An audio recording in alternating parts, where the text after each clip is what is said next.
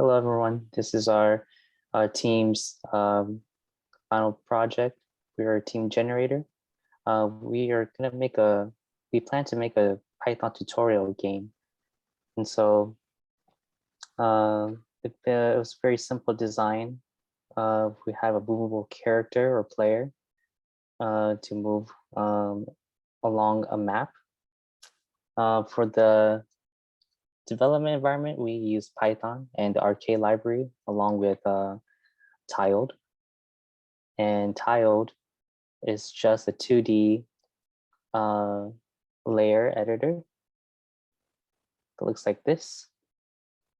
So you can create a map, and then we're able to download these images. We can just place them onto the map like this. So you can spell out our questions here, and then also have a character that comes into the map. And the character can just either shoot or touch an item, a coin, for example, here, and for whichever the question is correct. And if it gets the correct answer, it'll get a point.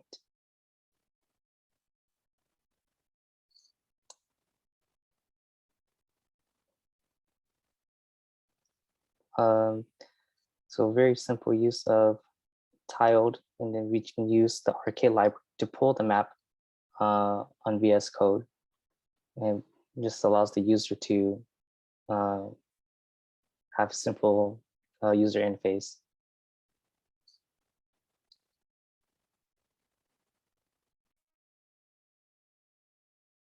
And then next, we'll go and talk about the questions we use for our maps. All right, so for our questions, obviously where this is a tutorial, we decided to go with very basic questions, kind of the building blocks of Python, and just a couple of simple things on how to get started using Python. So I'm sure everyone remembers their first output to the console was something along the lines of hello world. So we followed that same pattern with our first question, just a simple output to the console. So these questions are, of course, in our README just for the user to look at and kind of get an idea for the questions that they will be tested on. So anyways, question 2 is using variables and proper naming techniques for variables, and then, of course, also displaying it so that it can be seen. And then with question 3, we're using user input. So they, of course, create a variable and then set equal to user input, and then once again display it to the console, just so they're kind of building up and practicing what they learned previously. And then in question 4, it's kind of getting used to more data types. So we've got lists, and then also a very small introduction to loops and how to display lists in a nice, easy to read format in the console. Question 5, here we introduce a little bit of math and arithmetic operations and a little bit more with loops, just so users can get used to, or excuse me, with if and else statements, just so they can understand how those work, and just a slight introduction to those. And then question 6, we were going over just arithmetic operations, and of course your simple addition, multiplication, division, and subtraction, and then integer division as well as exponents. So now we're going to go ahead and look at the code.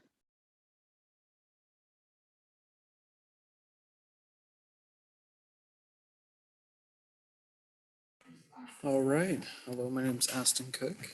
We'll be going over the code. So starting, we import the Arcade library. We have math and then OS. Starting from here, we have our constants. This helps us with the screen, with the title, with our character speed and our movement. We also have a scaling where we scale our player down to the size that we want it. Starting off with our class player, we can move the player around using the left and the right arrow, not WASD, but the arrows on the bottom right of the keyboard. Usually that's where they're at. It's pretty easy, pretty self-explanatory. If just for the kind of opposites, top and bottom, stuff like that. So for a menu view, we actually have this menu that starts up when the code starts up. It has a title right here. And it draws the title where I want it on the X and Y axis. And then I can put it to the color I want and to the font I want, the font size.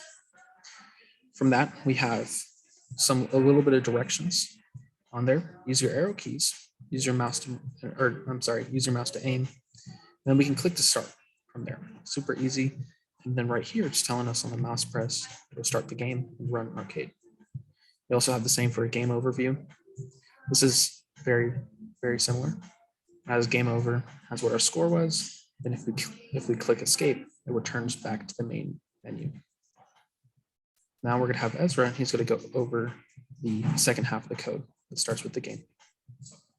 Yeah, so as Aston introduced me, I'm Ezra, and one of the things with this is that with my game, we pretty much have, it's the one that sets up the entire application, the entire app. With it, when we scroll down, we see the player list, pretty much all these variables that hold the player and pretty much introduces that into a drawn way. We have as well with the speed and as well with just whether or not the keys are pressed left or right, as well with the width of the screen. And so with all of that, essentially the game itself sets up in a way that the way Aston has introduced us to, as well with in the beginning. It all contains that within the tile map editor as well. And so we try to connect that with that in a coding sense. As well, we have the defined functions of the on key and press and release. And so that really takes care of the key settings. And what we have as of now was the left and right. And that was pretty much the only thing with the character. As well, that with the function of on draw and on update, it draws up on itself. It renders the entire program, and it would have to update based on that as well. And so the function of main is the one that runs it. And so when we run it, it has the arcade.window based on the screen width and height. And then with that, it introduces us with the menu view that Aston was talking about, where we have those colors of black, red, and white. And so when he runs it,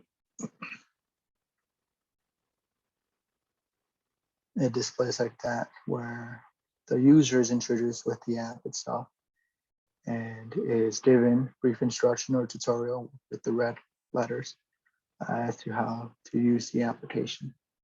When we click to start, it displays the character itself. However, unfortunately, the maps were not rendered and we weren't able to get that working. So for now, just the left and right key worked, and that's about it. So, yeah.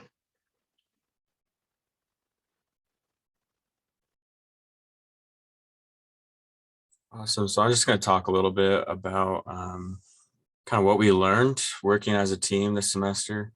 I think the main thing, two really main things were kind of communication and delegation of the work. Communication, something that we kind of had to figure out as we went along, but I think we figured it out and realized the best way for us to get that done. But delegation was a big one, just splitting up the work to make it reasonable for all of us. That way one person wasn't doing too much of the work. They weren't trying to carry too much of the load. Instead, we were able to split up all the maps among different members of the group so that people could do those. Different people were working on different aspects, and sometimes multiple of us would be working on the same feature, trying to get that to work because it was a really important feature.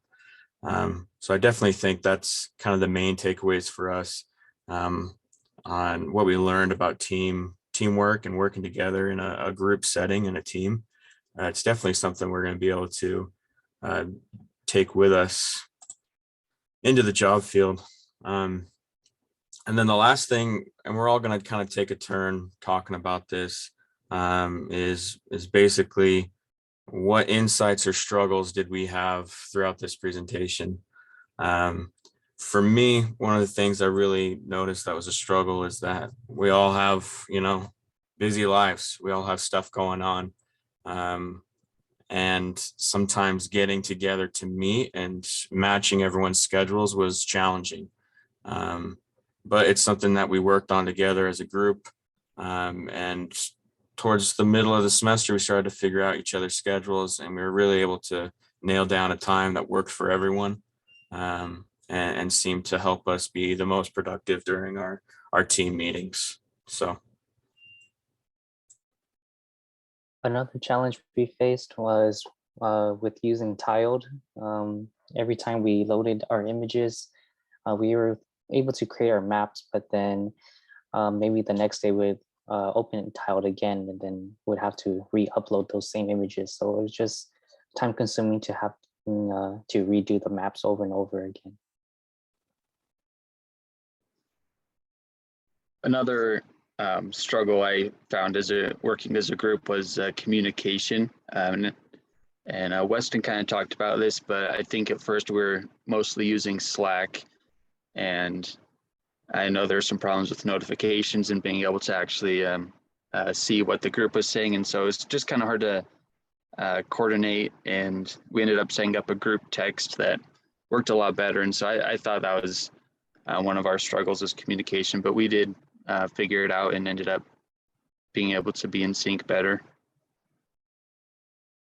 I think another one of our struggles that we were able to overcome slightly was when we had Python, it was not updated enough for the Arcade library, or vice versa. The Arcade library was a little out of date. So we had a couple issues with Python and getting that to run. Personally on my PC, I wasn't able to run it. It just kept running into the same error. But thankfully on my other device, I was able to run it and display everything. But it took a lot of research. I was able to overcome it on my laptop, but at the same time, it was a little bit of a struggle with a couple other things. And I think that was part of the reason with the maps, just the version of Python and the version of the library together. And another struggle with that as well was we each had different levels of expertise within this field.